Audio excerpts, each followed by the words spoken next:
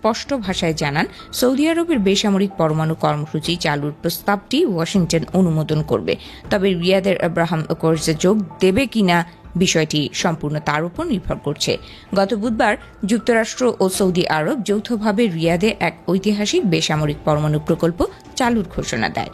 এ ধরনের বেসামরিক চুক্তি ভবিষ্যতে মধ্যপ্রাচ্যে পরমাণু অস্ত্রের এক নতুন প্রতিযোগিতা উস্কে দিতে পারে বলে আশঙ্কা করছিলেন সমালোচক ও নিরাপত্তা বিশ্লেষক। যুক্তরাষ্ট্র ও সৌদি আরবের মধ্যে পরমাণু প্রকল্পের ঘোষণা এমন এক সময়ে সামনে এলো যখন ইরানের সাথে এক ভয়াবহ যুদ্ধে জড়িয়ে পড়েছে যুক্তরাষ্ট্র। যুদ্ধটি ইতোমধ্যে সৌদি আরব সহ সমগ্র পশ্চিম এশিয়ায় ছড়িয়ে পড়ে বৈশ্বিক ভূ রাজনীতি এবং জ্বালানি সরবরাহকে মারাত্মক ঝুঁকিতে ফেলেছে।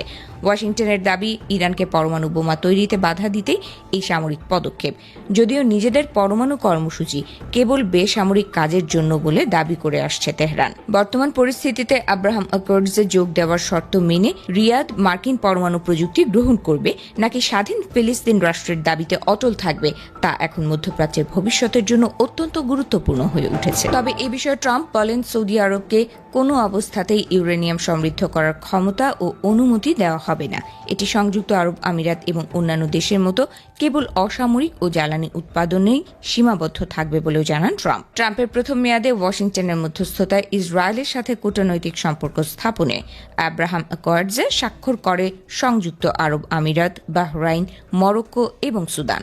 পরবর্তীতে দেশ কাজাখস্তানও এতে যুক্ত হয়। 2023 সালে ইসরায়েলের সাথে সম্পর্ক স্বাভাবিক করার প্রাথমিক আলোচনা শুরু করেছিল সৌদি আরব, কিন্তু গাজায় যুদ্ধ ছড়িয়ে পড়ার পর সেই আলোচনা পুরোপুরি স্থগিত করে রিয়াদ। একটি স্বাধীন ও সার্বভৌম ফিলিস্তিন রাষ্ট্র প্রতিষ্ঠা না হওয়া পর্যন্ত ইসরায়েলকে কোনোভাবেই আনুষ্ঠানিক স্বীকৃতি দেওয়া হবে না বলে জানিয়েছিল সৌদি আরব। প্রাচ্যে বারুদ ঠাসা রণক্ষেত্রের মধ্যে এক অভাবনীয় কূটনৈতিক চাল চেলেছেন মার্কিন প্রেসিডেন্ট ডোনাল্ড ট্রাম্প। যুক্তরাষ্ট্র ও সৌদি আরবের মধ্যে ঐতিহাসিক বেসামরিক পারমাণবিক চুক্তির চূড়ান্ত সিলমোহর দিতে অত্যন্ত সংবেদনশীল এক শর্ত জুড়ে দিয়েছেন তিনি, আর তা হল ইসরায়েলকে রাষ্ট্র হিসেবে স্বীকৃতি দেওয়া এবং আব্রাহাম অ্যাকর্ডসের আনুষ্ঠানিকভাবে যোগ দেওয়া। যুক্তরাষ্ট্র ও সৌদি আরবের মধ্যে দীর্ঘ আলোচনার পর সৌদি ভূমিতে বেসামরিক পরমাণু জ্বালানি ও প্রযুক্তি গড়ে তোলার এই যুগান্তকারী সমঝোতা বাস্তবায়নের মুখ দেখছিল।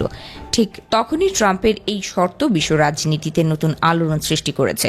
সৌদির জ্বালানি নিরাপত্তা ও ভূ রাজনৈতিক ভারসাম্যকে নতুন রূপ দিতে যাওয়া এই চুক্তি নিয়ে নিজের অবস্থান পরিষ্কার করেছেন মার্কিন প্রেসিডেন্ট।